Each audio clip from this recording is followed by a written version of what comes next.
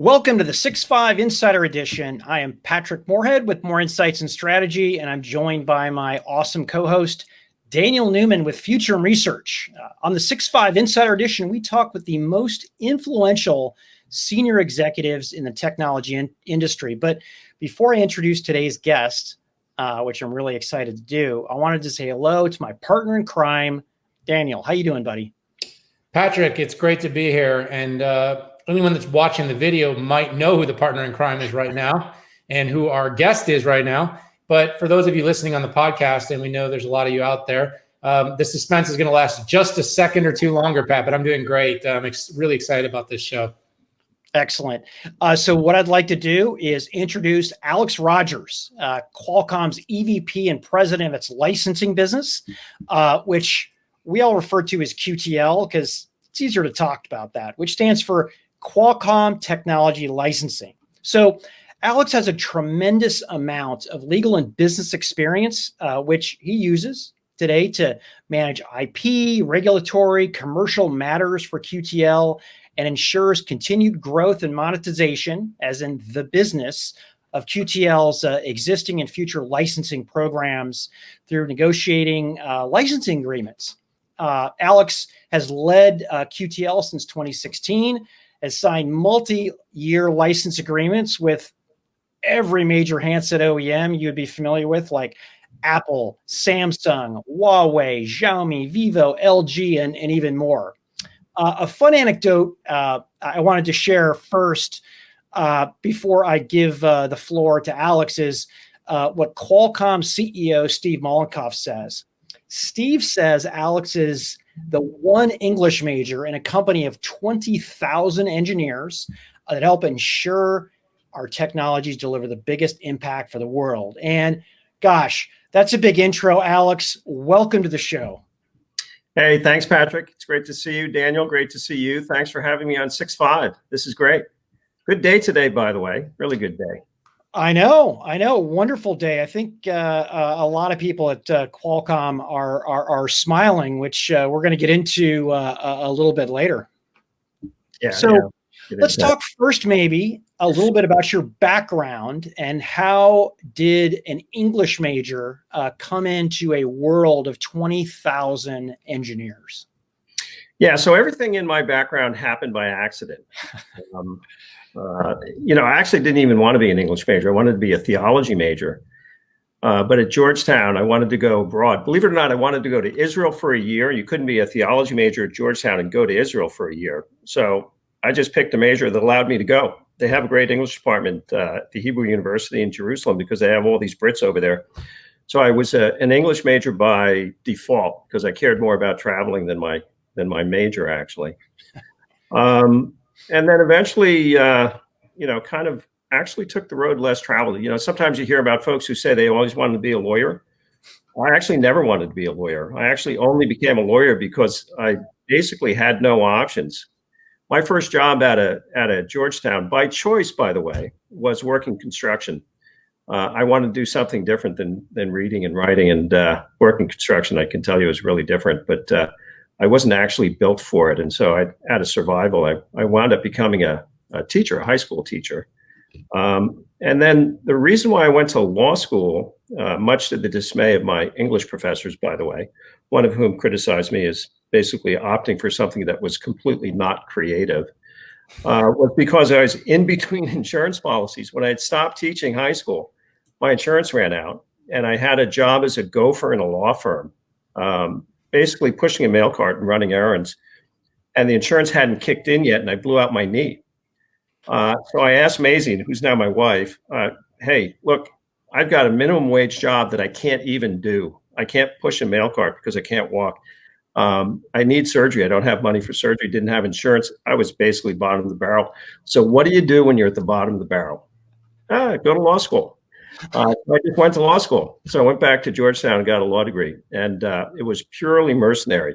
I just needed to make money. It was interesting, actually, applying to law firms. I had a litmus test.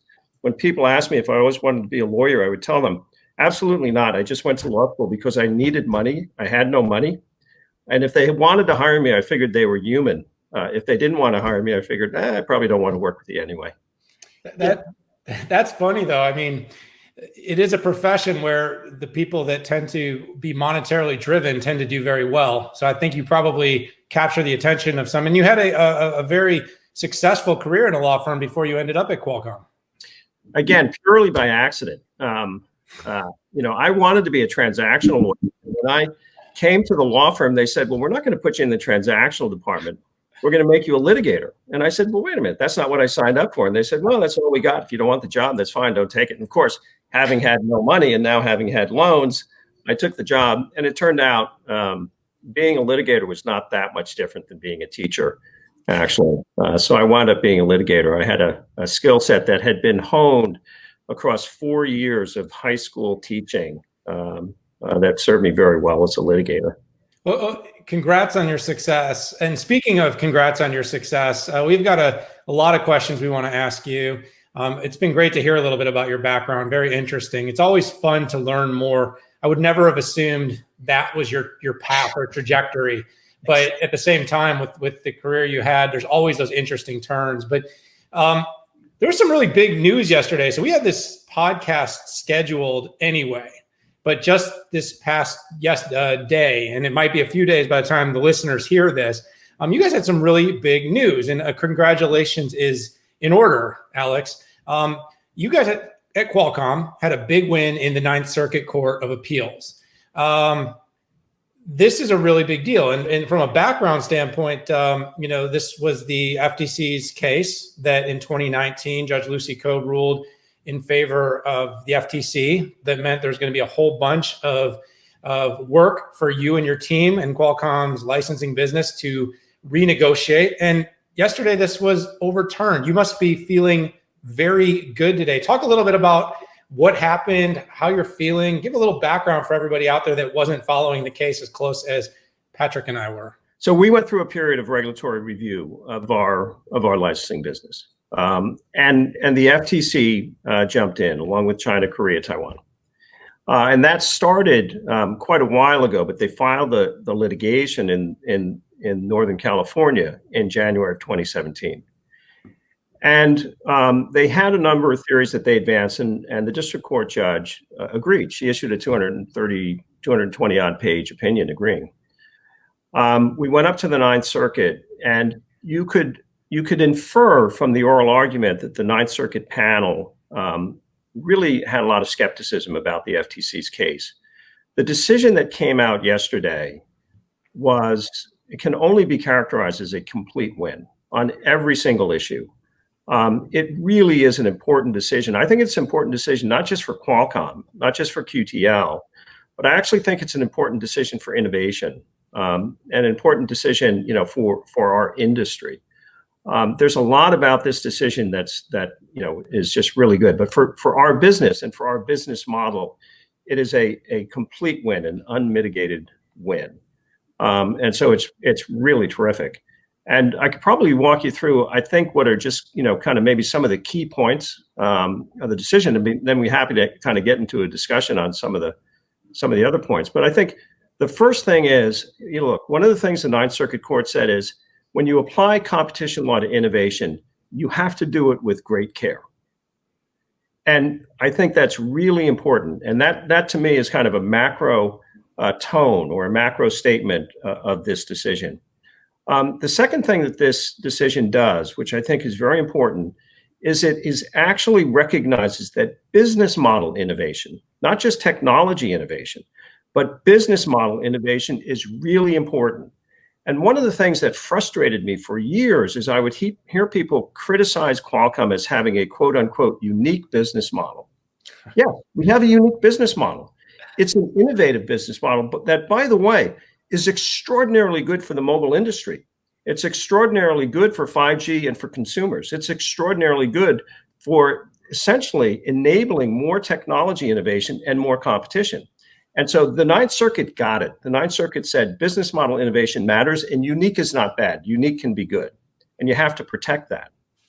And more specific to Qualcomm and to our particular business model, they said, hey, look, we understand that you have two businesses, And the technology development business, researching and developing essential technology, you can license your patents, your standard essential patents, separately from your chip sales.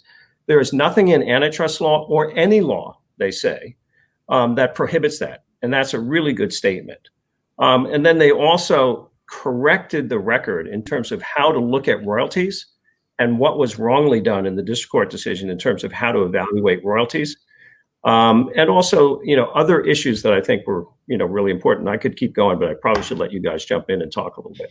Oh, I tell you, we could make an entire show of this. I know Daniel and I researched and wrote a lot about it because quite frankly, what I see is large technology companies worth trillions of dollars leveraging a lot of these core competencies that and intellectual property that Qualcomm has fundamentally created.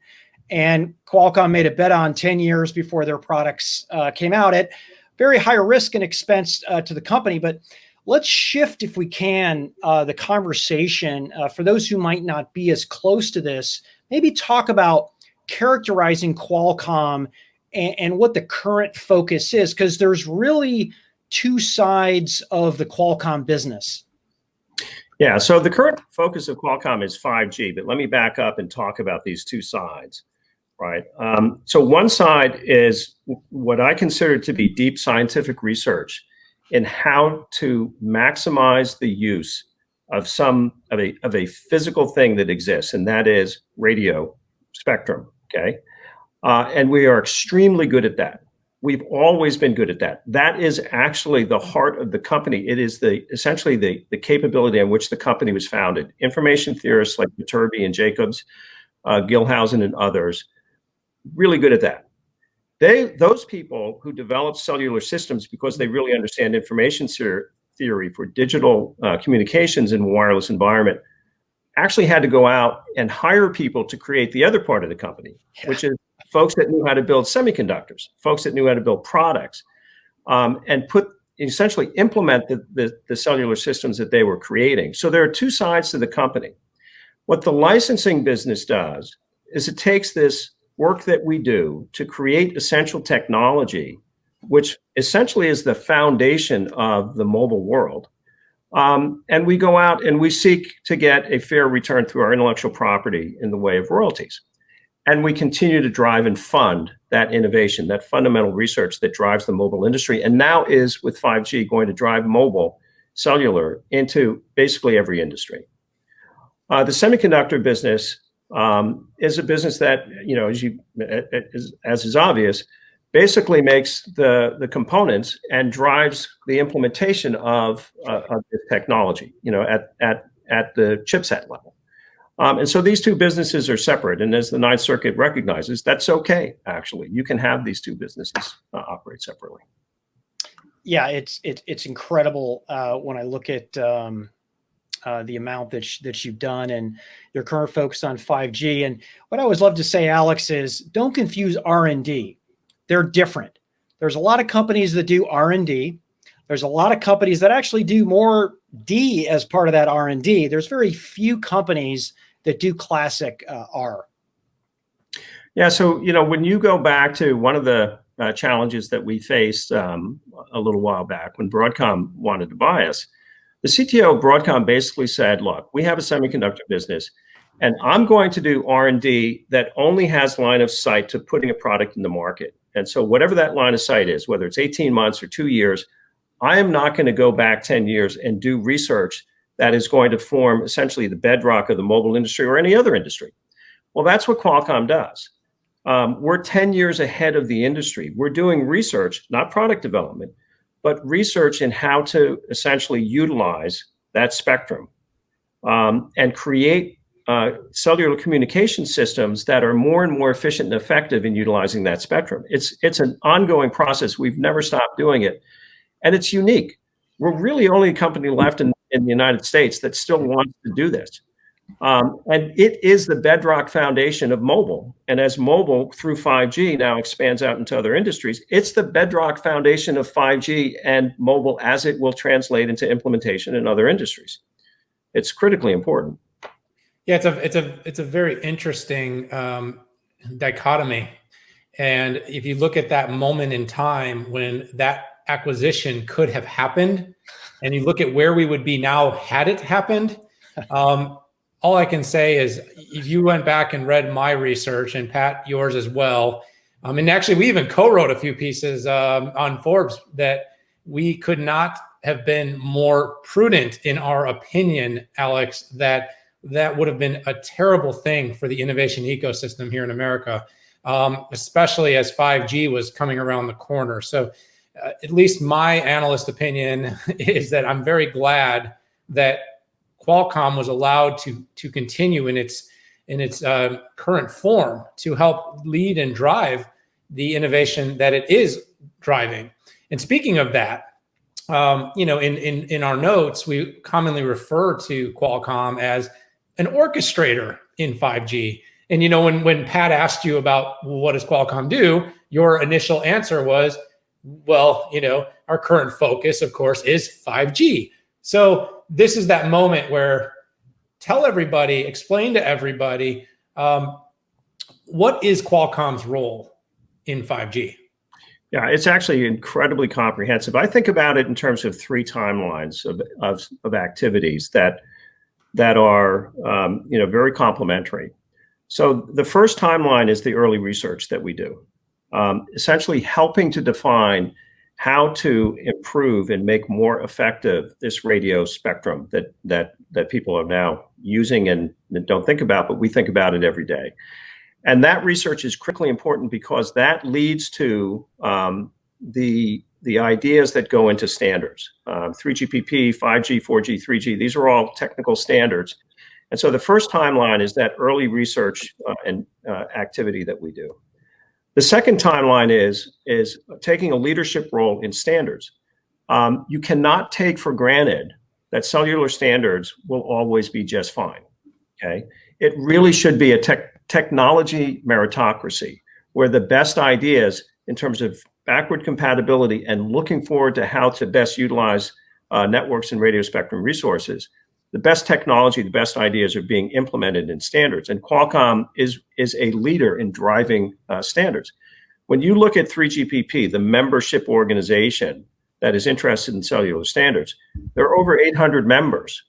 About 10 companies contribute close to 70% of the ideas that eventually form the important standards that drive 3G, 4G, 5G forward. So there are very few companies that really have the technical capability to lead that. So the first timeline is the research with that technical capability. The second timeline is the expertise in driving standards. And then the third timeline that we do both on the product side and through engineering services is pulling the technology through implementation. So, our chipsets implement this technology. We help OEMs implement this technology, not just handset OEMs, but OEMs across the board that make mobile devices. Our engineers go out into the world, into countries and markets all over the world, and help infrastructure equipment manufacturers, operators, and device manufacturers all pull new technology into the market and make it work. And so Qualcomm is really all across the board of cellular, enabling cellular and enabling the mobile industry and now other industries that are adopting mobile to take this technology forward. It's a very comprehensive approach to the industry. Alex, as I've studied what it takes to be successful in 5G, I noticed a layering effect of, you had to be working on some things 20 plus years ago as foundational breakthrough things. So, 1G led to 2G, which led to 4G, leads to 5G. Can you talk a little bit about the additive nature of 5G IP? So I think one of the first things that we see in the 5G, the potential of 5G that's being taken up incredibly fast, by the way. The uptake of 5G, the first release of 5G, is much faster than the first release of 4G in terms of its ubiquity. But essentially, 5G is about creating essentially this connective fabric, enhancing 4G, but also creating a connective fabric that will essentially connect everything together. One of the first things about 5G that's extraordinarily powerful is what you call enhanced mobile broadband. And that's essentially enabling more users, more data, faster throughput, again, and more efficient use of spectrum. So better experiences. You're going to have better experiences and more capability to have really heavy use cases like virtual reality use cases. The other thing that will happen will be, basically an exponential uptake in device-to-device communications. It's really going to be extraordinarily significant. You're also going to have incredibly increased reliability and ultra low latency and security built into these systems. So as we move from the first release of 5G, release 15, to now release 16, which has just been finalized, and then on to release 17, you're going to see these characteristics of cellular capability come through. And release 16 is really where we start to push, the mobile capability out to new verticals, to connected factories, connected healthcare, XR, VR capabilities. You're basically going to see other verticals, private networks taking this up because there are features in release 16 that are designed for this. Automotive is a big focal point of release 16. The types of capabilities that we'll see now in automotive through cellular 5G connectivity. I think it's really interesting too, Alex. People are hearing about 5G, but listen to what you're saying, release 16. I mean, this is so iterative and there's so much iteration than innovation. And I mean, there will be more releases, dozens more before 6G, which is a real thing that I'm sure your team is working on that I won't even ask you to comment on. But my point is people kind of think of a standard. They think 4G or they think 5G, and it's kind of like it was just put out and done. And it is very much evolutionary, and it continues to change and adapt and serve more purposes and deliver more value. And as it goes on, it goes back to the discussion that we just had on R&D. There's a continuous investment in development and research, even in the same standard, just to continue to update it and bring more value to market, to operators, make handsets more powerful, deliver next versions of VR and XR and always connected PCs. And of course, everything in between, making it more secure. I just think it's fascinating because I doubt very many people would have any idea that there's been 16 releases at this point. It's an extraordinarily iterative process. And basically what is happening is you have this early timeline of research, and then it gets taken up into the standardization process. And again, both of these things are science and art. Understanding, where to go with your research dollar, what improvements might actually make a difference, and then making sure, as I said, the standards organization should be a technical meritocracy, making sure that you're picking the best technology because it's the best technology. And with 5G, the reason why membership has ballooned up to over 800 members is because you have all of these members coming in from outside of the traditional mobile industry who have a deep vested interest in how this evolves. Now, they may not have the technical capability to contribute, but they have a deep interest in how the standards evolve and understanding what releases are going to be devoted to what technologies. But it is an extraordinarily lengthy process without any question. Yeah, and thank you, by the way, for fixing that. I'll take my lumps. The continual releases are a fascinating watch as we go through the process of these new standards and as they come out. So that was a good clarification. I appreciate that. And I actually wanted to kind of take this down to the broad licensing business, Alex. I want to kind of understand, as you've had some great successes, you've turned some challenging corners now, and it's been a calmer year despite the pandemic in terms of what's going on in the licensing business. What is the most important thing right now that you're really focused on for this part of your organization? Well, it has been a calmer year. I think a lot of what we're focused on really is to continue to operationalize things in our licensing business that frankly are unique. So I'll use that term. It's no longer a pejorative, which is a good thing, because throughout my entire life, I thought unique was okay. And our licensing business does a lot, I think, that maybe other licensing businesses don't do. And we're gonna continue to perfect the operations of those things. And maybe I can tell you a little bit about that.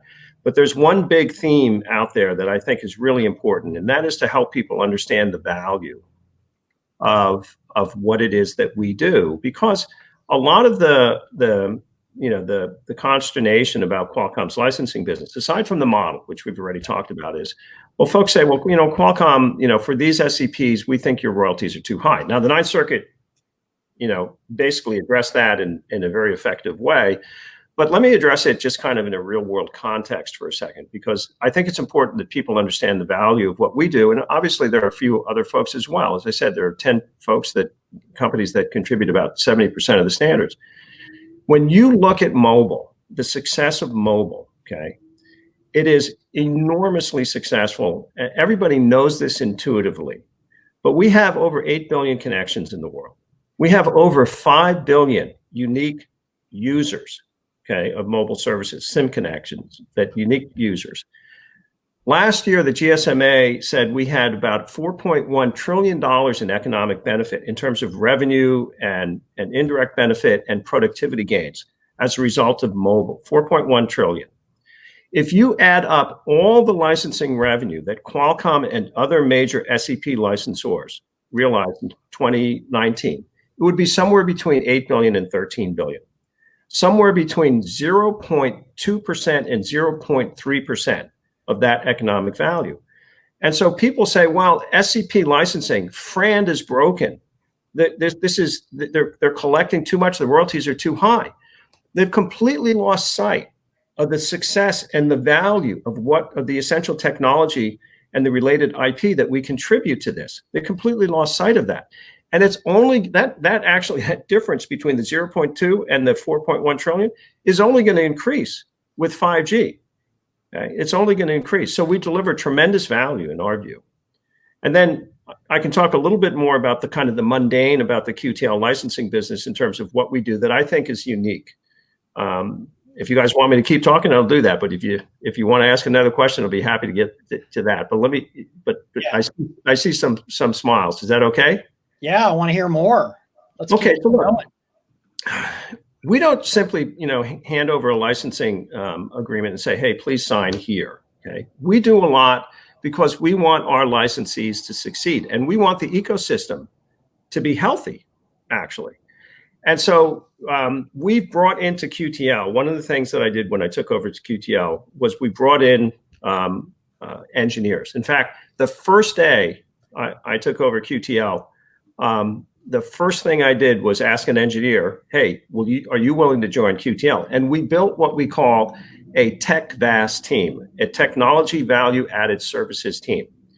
And so we go to our licensees and we offer, because we want them to succeed, we don't ask them to pay for this. We offer services to them to help them to get to market more quickly with products that are better. Whether it's RF consultation and tuning, camera tuning. We actually build labs in different parts around the world. We have 4 different labs in the US, China, Taiwan, and India that our licensees can use for interop testing so that they can actually get their devices prepared to deploy to new markets around the world. We offer IP-related services. And in addition, we do things to try to keep the ecosystem healthy. We run innovation challenges in various markets around the world that have an IP focus. We help companies, new startups, obtain patents and understand the patent system. We don't take any ownership interest in it. And in addition, given where we are in 5G, we run technology tutorials. We've had thousands of sessions to all the participants in the mobile industry, plus governments and PTOs, patent offices, where we basically teach them about 5G. From high level to very deep scientific levels on how 5G works, because we want to help them understand 5G. And as I said earlier, we have an engineering services group that goes out and helps not only simulate how networks should be set up and operate, but actually helps implement, working with operators and carriers. So QTL does a tremendous amount of work to try to help our licensees be more successful and to get out into new markets and to try to help ecosystems around the world really understand mobile and be more innovative and also be more IP centric. Yeah. So Alex, you just gave just a litany, a list that kind of validates my positioning when I call you the orchestrator of 5G. It's not just you cranking out a chip. Cranking out of chips are important, and you do that. But it's working with the ecosystem, working with the carrier, working with the handset makers, showing up with modules that some companies won't get to for 3 or 4 years to prove the standard, right? Not this theoretical, mathematical argument, but it's okay. Here it is. Let's see if it works. And a lot of people show up with their theories and their recommendations, and the standards bodies make the decision on which one they go with. And I think it's just a fascinating process. What I'd like to do is dial out a little bit and talk about pressure and challenges that you faced. We talked a little bit about Broadcom. We did a little bit of a news update of what hit this week with the Ninth Circuit Court of Appeals. But we also had COVID. And last time I checked, Qualcomm and the industry pulled in 5G a year early. And people weren't supposed to be working with each other unless they were in protected environments. How did this work? How did Qualcomm and the industry do this? So on the pull in, one of the things before I get to the COVID point, by the way, everything I said about the QTL business, that is complementary to the QCT business, which is this big engineering machine that, dives in with OEMs and customers and works to basically get the guts of every device working. So this is QTL acting in a complementary way. Yeah. In terms of the challenges, I think this is something that's really important about Qualcomm, and I'm gonna brag a little bit here. Qualcomm, maybe I already have been. I apologize for that. Qualcomm has faced challenges throughout its history, but when you look at the last 6 years, it's hard to say, that Qualcomm or any other company faced challenges like this. And one of the things that the executive team here did under Steve's leadership was basically say, okay, here's what we're going to do. There's a small group of people that are going to deal with these challenges, primarily directed at the QTL business and our business model, okay, which we've talked about already. Everybody else in the company, just keep doing what you need to do, which is drive the technology, focus on 5G, pull it in. And the ability of the company under Steve's leadership to do that was amazing, actually, with everything that we faced. And it basically is, I think, just a testament to good leadership to be able to keep people focused on driving 5G, do all the work that you needed to do to build the products, to keep working in the standards, to keep doing the underlying research, and to do the implementation and the pull through that I talked about. So this amazing ability to just allocate the workload and focus and drive forward. Really a great testament to Steve's leadership. In terms of the COVID, when COVID came along, frankly, our IT department had done such a great job of pulling through the technology that we needed, and props to Microsoft, for Microsoft Teams. Basically, we pivoted to Microsoft Teams in a heartbeat. It was truly amazing. And then for the folks that had to come into labs, we did all the right things that you need to do to make sure that those folks were properly taken care of, that they were really protected and their health and safety was looked after. But again, really focused leadership. This didn't happen by accident. It happened because our IT team is really good, and because when this had to happen, the executives focused on this 24/7 to make sure that it happened. And so Jim Thompson, our CTO, and his team, great job. That's good. I'm always amazed at this story. And it's funny, something stuck with me in a conversation that I had with Steve years ago, trying to get to know Qualcomm a lot better. And he says, Patrick, what we do are the really hard things that nobody else can figure out, right? If a lot of people can do it and it's easy, we're probably not the best at it. And in the beginning, before I really understood Qualcomm, I sort of took it as, okay, that's what all the tech CEOs talk about. But watching the trials, tribulations, and the successes that I've seen Qualcomm in the market had, that is truly the case. Qualcomm does the best at some of the most difficult things that are out there, and that includes delivering during COVID. And Pat, I just thought, made me think, because you and I have had so many discussions about this. And one thing I'd love to hear from you too, Alex, is did it slow or speed? If we kind of did a rapid fire question, because we have a couple more questions for you, but would you say COVID-19 was an accelerator of your business or a decelerator? And Pat, you have to remember, in the way you and I had that discussion, what was going to go faster and what was going to go slower. I have my take on what I think you're going to say, but what's the consensus within the QTL business?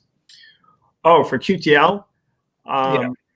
Well, let me just tell you, kind of look, QTL, as I say, QTL is just the suit for our engineers. We're the suit that goes out of the market, and as I said, we look to get a fair return for what our engineers create. So, in my view, the engineering group, particularly the group that focuses on that fundamental, essential technology, that's the bedrock of QTL. With those folks, it was an accelerator. Okay, it was actually amazing when you look at the invention disclosures that were filed. These are the things that lead to that essentially start the queue towards patent filings. There was a huge jump as soon as COVID hit, and why? Because people were traveling less. People were, as you guys know, you kind of stuck to your desk at home. There are no distractions. There's nothing for you to do. You can't go outside. And then boom, you have this huge jump in creativity because people have more time to be creative and actually put their invention down. Now, with the licensing business, conducting licensing negotiations remotely through video calls, it's difficult to do that. Actually, it's very difficult to do that. I think being there in person matters and makes a difference, but a lot of credit to our negotiation teams. We managed to do it, and what that means, particularly when you're working with Asia, what that means is that you don't get a lot of sleep because you're working during your day and then you're working at night, and so a lot of folks within QTL burned the candle at both ends. Early in this year to get a bunch of agreements signed, but so for that, I wouldn't say it was an accelerator, but we didn't slow down. Yeah, I was amazed. The carriers were still doing their thing, and the amount of base stations that were showing up specifically in China was staggering. So, Alex, we're coming up a little bit on time here, but what I'd love to do is ask you if you have any closing comments. I feel like we've gone around the world of IP here, and I think for many listeners have definitely opened up their eyes to a very important part of Qualcomm's business. So any closing comments? I think it's hard for people to imagine how ubiquitous and game-changing 5G is going to be, but it will be. And so let me just step back and come up with an example that I think is a much watered down example. About 42 years ago, they started launching GPS satellites. And so GPS became a thing, right? And I read an article recently that GPS accounts for about $1.8 trillion worth of kind of economic activity today. And think about it. GPS has changed your life. It really has. The ability to have products and services that are enabled by GPS has really made a difference. That's going to pale in comparison to what 5G is going to do. It really is. The impact of 5G, once it's fully deployed, is going to be enormous. When you have this mesh of connectivity, throughout the world, you have private networks, you have factories going wireless, you have all of this capability. The automobile industry, is going to change. Automobile manufacturers are going to they're going to be enabled to have relationships with their customers. You're going to have massive decreases in accidents, in deaths resulting from accidents, in injuries, in CO2 emissions, and a lot of this is going to be enabled by 5G. So I think we're really on the cusp of something revolutionary. And there really isn't an understatement when folks say this is going to be the fourth industrial revolution. And Qualcomm's really happy to be, at the core of that. And we're very happy to kind of move past this criticism of our model, because we think our model helps drive that that innovation. And our mission is to get that innovation out into the market. So we're looking forward to doing it. Yeah, I wrote a piece sometime in the middle of COVID where I talked about the impact that connectivity had on our ability to sustain some sense of normalcy. And to have imagined, obviously, part of what actually got the consensus to get us to a point where there was so much information that we locked down and shut down probably had something to do with information.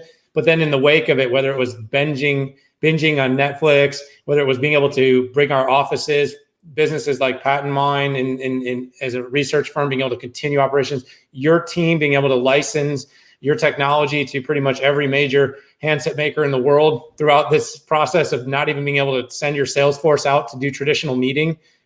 It's been a pretty amazing journey, Alex. And, we are out of time here, but I do want to say, I think on behalf of both Patrick and I, thank you so much for sharing it. I mean, from the very beginning of the show, it takes a lot to get someone in the legal profession to open up, be honest, and almost share a joke or two.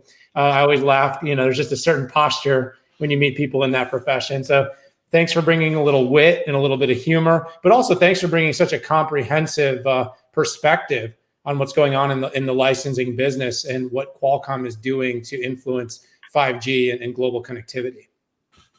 Well, thank you. I really appreciate you all giving me a chance to talk. And I have kind of forgotten how to think like a lawyer over the last 4 years. So maybe that's helping my personality a little bit. I don't know. I'll go home and ask Maisie and see what she thinks. I appreciate it. Those are great words to end this on, Alex. I want to thank you as well. And for Patrick Moorhead and Daniel Newman signing off for a special Insider Edition. We just want to thank Qualcomm and Alex Rogers, Qualcomm's EVP and President of QTL. If you like what you heard, press that subscribe button, and we will see you next time.